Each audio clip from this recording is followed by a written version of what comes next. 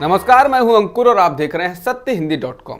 आइए एक नजर डाल लेते हैं अब तक की सुर्खियों पर। मणिपुर में जेडीयू के 5 विधायकों के बीजेपी में शामिल हो जाने के बाद बिहार के मुख्यमंत्री नीतीश कुमार ने कड़ी प्रतिक्रिया दी। पटना में पत्रकारों से बात करते हुए नीतीश कुमार ने कहा कि मणिपुर से आने वाले पार्टी विधायकों ने इस सम्मेलन में अपनी उपस्थिति की पुष्टि की थी। उन्होंने अतीत में एनडीए छोड़ने के पार्टी के फैसले का भी समर्थन किया था। नीतीश ने कहा कि जब हम एनडीए में थे तो उन्होंने हमारे विधायकों को कुछ नहीं दिया, अब उन्होंने उनका दिल जीत लिया है। क्या ये वाजिब बात है? क्या ये संवैधानिक है? क्या ये निर्धारित प्रक्रियाओं के अनुसार है? वो हर कहीं ऐसा कर रहे हैं। इसका मतलब है कि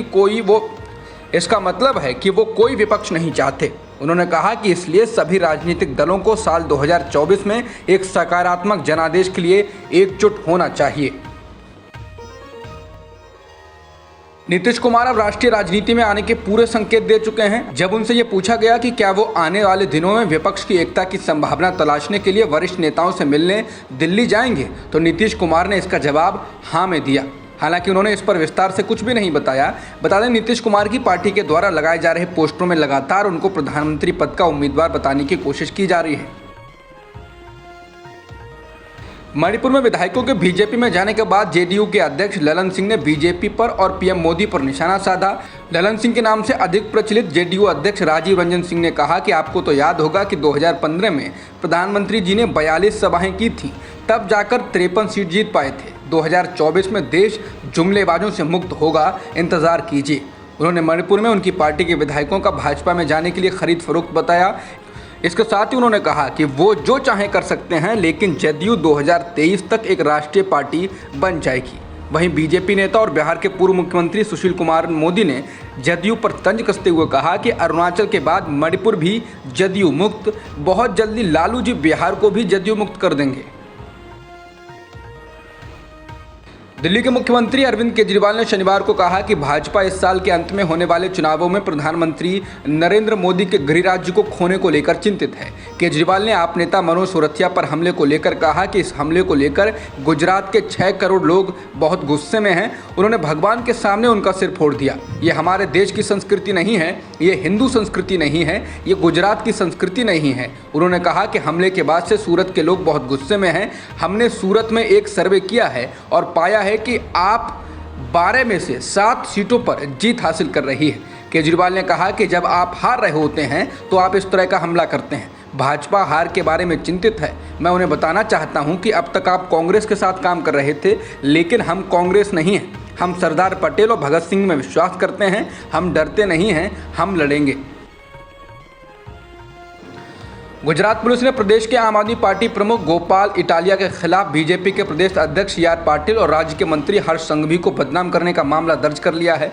इटालिया पर हाल ही में सूरत में आप नेता मनोज सिसोदिया पर हमले के पीछे भाजपा के गुंडों का हाथ होने का आरोप लगाकर भाजपा की प्रतिष्ठा को ठेस पहुंचाने का भी आरोप है।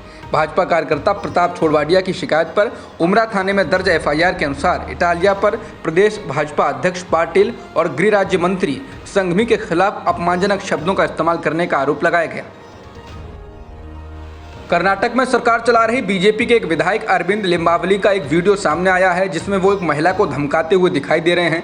इस मामले में महिला के खिलाफ ही सरकारी काम में बाधा डालने के आरोप में एफआईआर दर्ज कर ली गई है। पुलिस महिला को थाने भी ले गई और वहां उनसे पूछताछ की।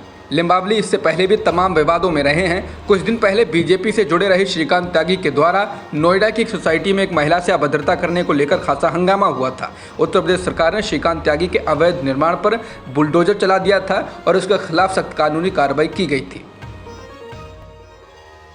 केंद्रीय वित्त मंत्री निर्मला सीतारमण हैदराबाद में कामारेड्डी जिले के जिलाधिकारी जितेश वी पाटिल पर बुरी तरह भड़क गईं। इसकी वजह यह है कि निर्मला सीतारमण को सरकारी राशन की दुकान पर प्रधानमंत्री नरेंद्र मोदी की तस्वीर नहीं दिखाई थी।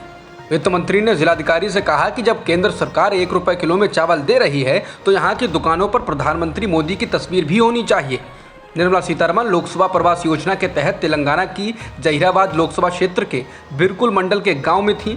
बता दें, केंद्र सरकार कोरोना के कारण प्रभावित हुए गरीबों को प्रधानमंत्री गरीब कल्याण योजना के तहत चावल व अन्य अनाज दे रही है।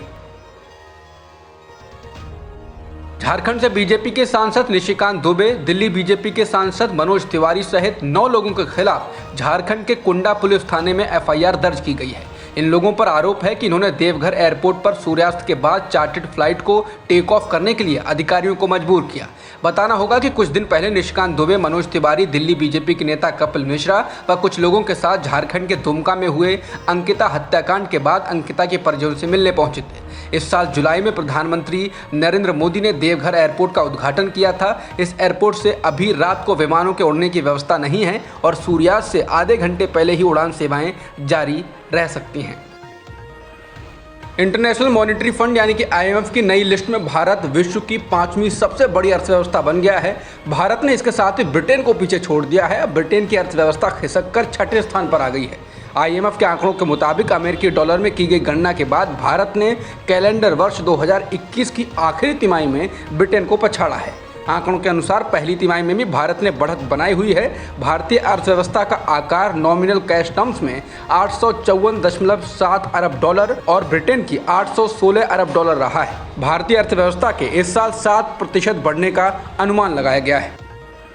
भारतीय लोगों पर विदेशों में एक के बाद एक नस्लीय टिप्पणियां की जा रही हैं। अमेरिका के बाद अब पोलैंड में एक भारतीय नागरिक को नस्लीय आधार पर निशाना बनाया गया, उसके साथ दुर्व्यवहार किया गया। सोशल मीडिया पर वायरल एक वीडियो में देखा जा सकता है कि एक शख्स भारतीय नागरिक को परजीवी कहता है और वापस भारत लौटने के लिए कहता है। वो भारतीय नागरिक के आगे पीछे घूमने लगता है और वीडियो बनाने लगता है और इसके साथ ही कहता है कि तुम पोलैंड में क्यों रह रहे हो। विदेशी शख्स कह रहा है क्योंकि मैं अमेरिका में हूँ, अमेरिका में तुम जैसे कई लोग हैं, तुम यहाँ क्यों हो? क्या तुमको लगता है कि तुम पोलैंड में घुसपैठ कर रहे हो?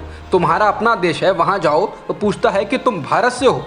इस दौरान वो बार बार भारतीयों को घुसपैठी कहता है और वापस लौटने को कहता है। इस पर भारतीय शख्स उससे वीडियो बनाने से मना करता है, लेकिन विदेशी व्यक्ति कहता है कि मैं वीडियो बना सकता हूँ क्योंकि ये हमारा देश है, मैं यूरोपीय हूँ और ये मेरा अधिकार है। यूरोपीय लोग जानना चाहते हैं कि तुम हमारे देश में घुसपैठ क्यों करना चाहते हो, तुम वाइट लोगों की ज़मीन पर क्यों आ रहे हो, हमारी कड़ी मेहनत का हिस्सा लेने के लिए अपने देश को मजबूत क्यों नहीं करते, तुम पैरासाइट यानी परजीवी क्यों बन रहे हो।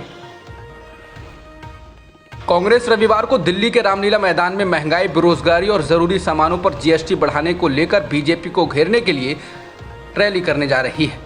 कांग्रेस नेता राहुल गांधी और पार्टी के कई अन्य नेता महंगाई पर हल्ला बोल रैली को संबोधित करेंगे। इसमें देश के अन्य हिस्सों के अलावा दिल्ली, हरियाणा और उत्तर प्रदेश के पार्टी कार्यकर्ता शामिल होंगे। ये रैली 7 सितंबर से कन्याकुमारी से कश्मीर तक विपक्षी पार्टी की 3500 किलोमीटर की भारत जोड़ो यात्रा से पहले हो रही है। अब तक की खबरों में इतना ही। बाकी खबरों के लिए बने रहिए सत्यहिंदी.com के साथ।